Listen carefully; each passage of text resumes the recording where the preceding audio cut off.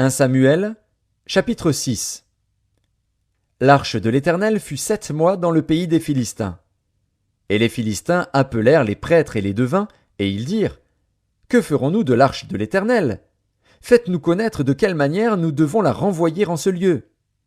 Ils répondirent: Si vous renvoyez l'arche du Dieu d'Israël, ne la renvoyez point à vide, mais faites à Dieu un sacrifice de culpabilité.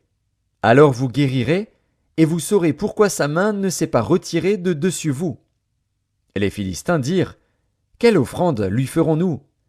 Ils répondirent: 5 tumeurs d'or et 5 souris d'or, d'après le nombre des princes des Philistins, car une même plaie a été sur vous tous et sur vos princes. Faites des figures de vos tumeurs et des figures de vos souris qui ravagent le pays, et donnez gloire au Dieu d'Israël. Peut-être cessera-t-il d'appesantir sa main sur vous, sur vos dieux et sur votre pays. Pourquoi endurciriez-vous votre cœur, comme les Égyptiens et Pharaon ont endurci leur cœur? N'exerça-t-il pas ses châtiments sur eux, et ne laissèrent-ils pas alors partir les enfants d'Israël? Maintenant, faites un char tout neuf, et prenez 2 vaches qui allaitent et qui n'aient point porté le joug. Attelez les vaches au char, et ramenez à la maison leurs petits qui sont derrière elles. Vous prendrez l'arche de l'Éternel, et vous la mettrez sur le char.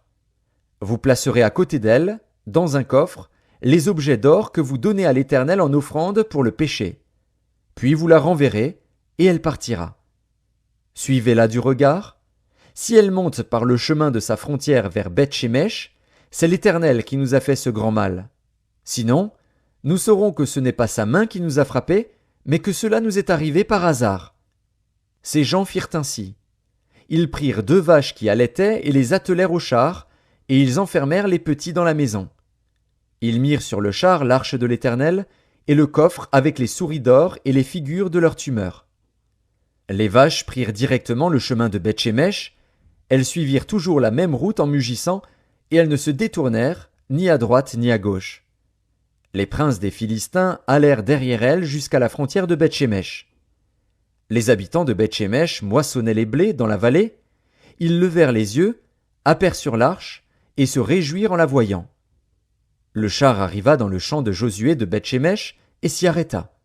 Il y avait là une grande pierre. On fendit le bois du char, et l'on offrit les vaches en holocauste à l'Éternel.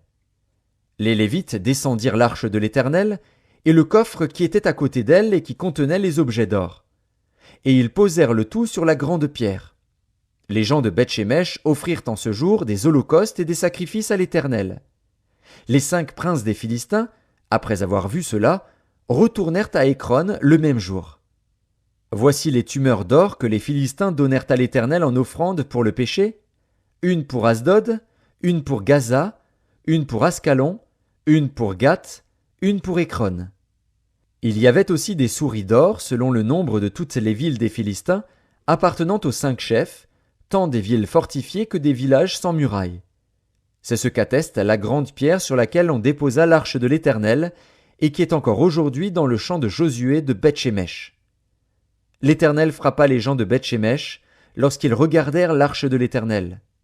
Il frappa 50 070 hommes parmi le peuple. Et le peuple fut dans la désolation, parce que l'Éternel l'avait frappé d'une grande plaie. Les gens de Beth-Shemesh dirent: Qui peut subsister en présence de l'Éternel, de ce Dieu saint? Et vers qui l'arche doit-elle monter, en s'éloignant de nous? Ils envoyèrent des messagers aux habitants de Kirjath-Jéarim pour leur dire: Les Philistins ont ramené l'arche de l'Éternel.